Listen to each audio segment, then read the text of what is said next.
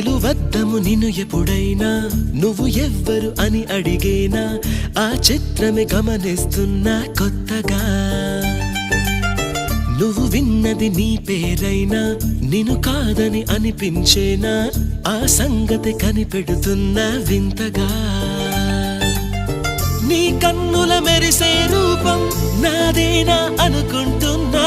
నీ తేనెల పెదవులు పలికే తీయదనం నా పేరేనా అది నువ్వే అని నువ్వే చెబుతూ ఉన్నా